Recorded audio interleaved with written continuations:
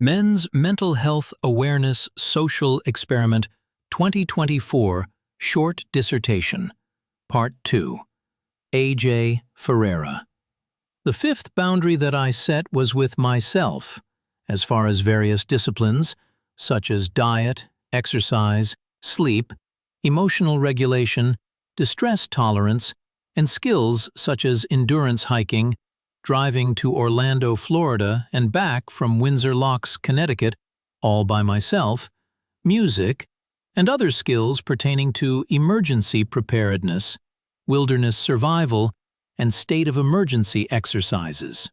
This area of the experiment showed a phenomenal positive and has helped to balance out the rest of the areas due to an increase in mental resilience, ironically enough also with the help of exposure therapy, forcing myself so far out of my comfort zone that my relationship with God and the Bible has become so incredibly strong. During my one-person road trip from Connecticut to Florida and back, I had a few close encounters that really shaped my perspective on life. The first night, I stopped at a gas station in Virginia, about an hour from my motel. I was approached by a man dressed head to toe in black, and he had a gun. He told me to give him my wallet. I calmly asked him, "Why do you need my wallet?" I was able to de-escalate the situation and speak to him calmly. He explained that he and his brothers were hungry and struggling to pay rent and afford food. I ended up giving the man $120 in cash that I had, and the situation ended peacefully. The second encounter was at the motel in Virginia that very same night. I met a man and his wife, and we spoke for a few hours into the night. They were both Christian people, and I shared my life story with them, and I played music for them with my guitar, and we spoke about the Bible together and shared our testimonies of faith together. It was a beautiful conversation. The man ended up giving me $50, which I needed, seeing how I had given the man who robbed me $120, and I was able to get the gas I needed to make it into Georgia the next night. The third thing that happened was in Georgia. I accidentally booked myself a one-star motel off the highway next to a gas station.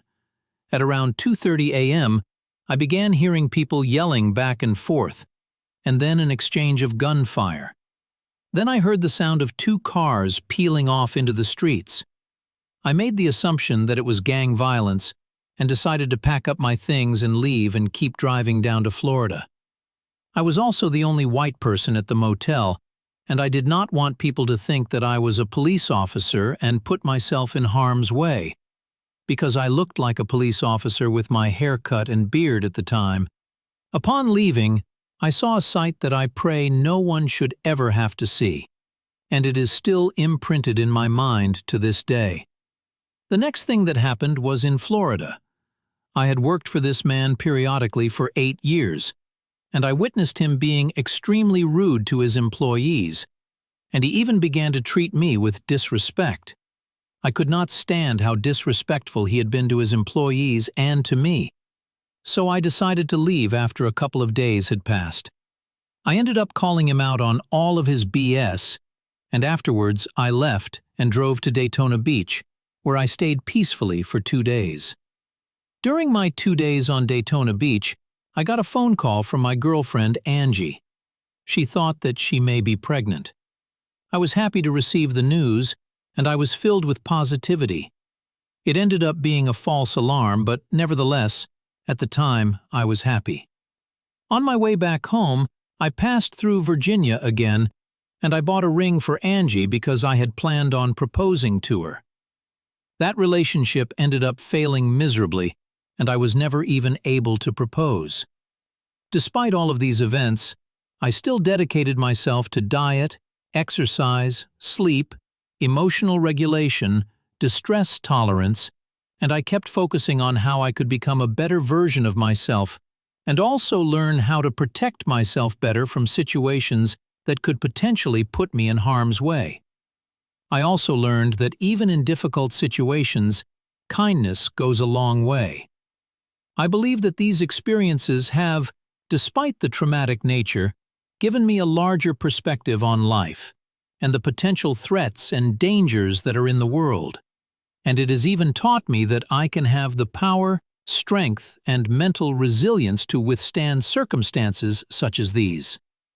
I believe this area of the experiment to be a tremendous positive, despite the traumatic nature of some of the events that I experienced. Continue with Part 3 for the rest of the Men's Mental Health Awareness Social Experiment 2024 Short Dissertation.